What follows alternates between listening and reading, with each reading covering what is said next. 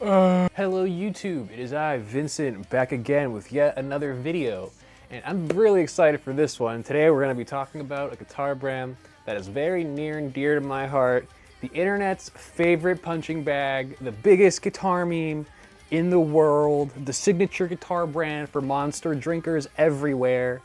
And that is Schecter guitars. Now if you've been anywhere on the guitar community online in the past decade, it's no secret that Schecter is kind of a big meme.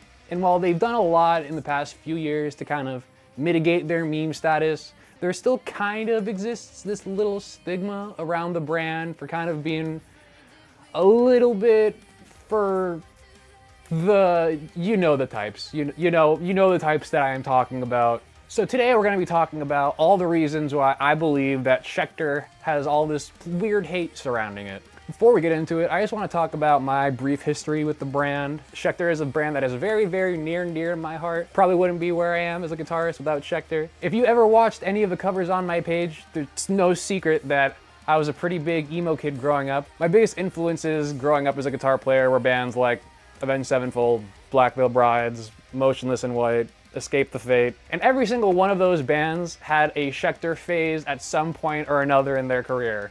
And as any 13-year-old boy who's just starting out playing guitar, obviously I'm going to want to play the same guitars as all my idols. So when little Vincent walked into the Guitar Center for the first time for his first real big boy guitar, obviously I had Sinister Gates in my brain and I picked out my first Schecter.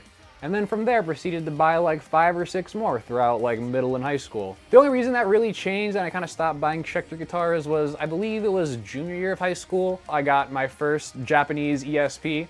That was my ESP E2 M2. And if you've played a Japanese ESP, you know that the quality on those is absolutely flawless. And it just blew my mind. Like up to this point, I've only played Schecters. So that was kind of my bar of reference, and playing this guitar was such like an eye-opener. It was like, oh my god, there are guitar brands other than Schecter that exist in the world. So after that, I kind of just graduated from Schecter and started playing Japanese ESPs and other various high-end brands. But this kind of leads me to my first point in why I believe that Schecter kind of has their stigma, is that they didn't really have a step up in their brand lineup until pretty recently. For example, with Ibanez, you have your normal Ibanez iron labels and your premiums, and then you would graduate to your Ibanez Prestige whenever you felt ready. And that was kind of your stepping stone between like their import brands and their custom shop line. And then ESP was kind of the same thing. They had their LTD lineup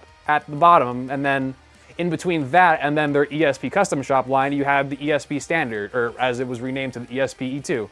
But Schecter never really had that. They just kind of had their import line, which is amazing. Don't get me wrong, I love Schecter imports, but they kind of just had their imports, and then they had their custom shop, and then this kind of middle void was just empty. Now that's changed recently. Schecter has brought their Japanese line over to the US recently, which is very nice to see. So now they have some competition in that sphere, but up until pretty recently, they didn't really have anything. So a lot of guitar players, when they kind of moved past their like import phase of guitars, they would kind of move to a brand like Ibanez or a brand like ESP that kind of has that kind of middling offering that's still higher than their imports but lower than their custom shops. The second, and probably the main reason why I believe Schecter has their stigma, is their kind of edgy reputation as the teenager monster energy extreme brand. I believe that Schecter was kind of the forefather of creating the whole abalone craze with the Hellraiser. Every guitar company and their mother after that started making these gaudy guitars with the craziest abalone. And Schecter kind of owned that as their main aesthetic moving forward. Even their guitars that didn't have the crazy abalone still had super gothic inlays, or they'd have these crazy tops or what have you. But Schecter always had this kind of more edgy aesthetic compared to their contemporaries like ESP or Ibanez, which were a lot more classy, for lack of a better term. That and the fact that they literally have a monster energy guitar, that does not help their point. But I do think that Schecter has done a lot to kind of mitigate this reputation. They do still make guitars like the Hellraiser that are absolutely insane, but they also create a lot more tame instruments now. Like their custom line is really nice.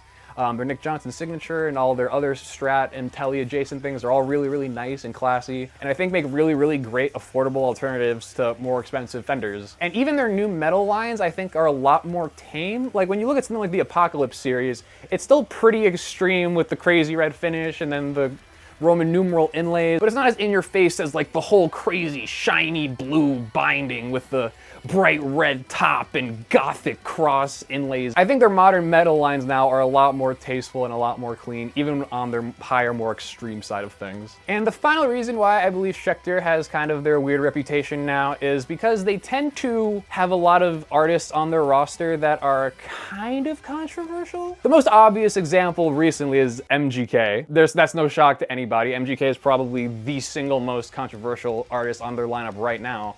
But this isn't Schecter's first time really backing a controversial artist. Schecter's principal flagship, like the artist that you associate with Schecter, Avenged Sevenfold, they're loved now, but if you remember back in the day, they weren't as universally loved. They were a very polarizing band with the guy liner and the sound that they were doing. And then fast forward to the 2010s, they backed bands like Black Veil Brides. And again, the Black Veil Brides is a band that I think is a little bit more well-received, probably not as much, but back in the 2010s, people hated Black Veil Brides. Oh my god. If you guys were around on the internet back in the 2010s, then you understand, you remember how much people hated Black Veil Brides in the day. But those are just two examples off the top of my head, aside from MGK, of Schecter kind of backing artists that are kind of more polarizing within the music scene. And honestly, while I do understand why they would get backlash for this, I do think that it is overall beneficial for their brand in the long run, because these artists like Avenged Sevenfold and Black Veil Brides, and then for this generation, MGK, these are all artists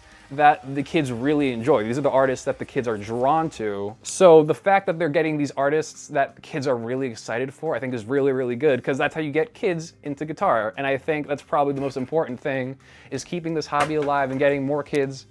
I just knocked over a camera box. The important thing is getting kids actually into this hobby and playing guitar, and I think Schecter does a really, really good job by bringing up these artists that, while might be polarizing in the greater metal community, are really, really popular amongst the youth, who are the ones that we want to pick up guitars. But even still, I think Schecter has done a really good job of getting artists across the whole variety of the guitar community, not just artists like MGK. I think artists like Intervals and John Brown were two great additions to their roster to kind of bring Schecter more into that modern metal guitar sphere, which is traditionally more dominated by brands like Ibanez and ESP. So ultimately, these are kind of the three main reasons why I believe Schecter has kind of achieved meme status within the guitar community. And while I do think Schecter has done a lot recently to kind of mitigate this Giga Chad Kyle persona, I think they still kind of got a ways to go to kind of fully move away from that branding. But ultimately, Schecter is a guitar brand that I have a lot of love in my heart for and I want to see succeed. So I'm very, very excited to see what they continue to do in the future. Their 2025 lineup has honestly been really, really sick so far, so I'll probably make another video talking about that in full. But honestly, I'm just excited to see what other guitars Schecter has in store for us in the future. And with all of that being said, if you guys enjoyed what you saw today,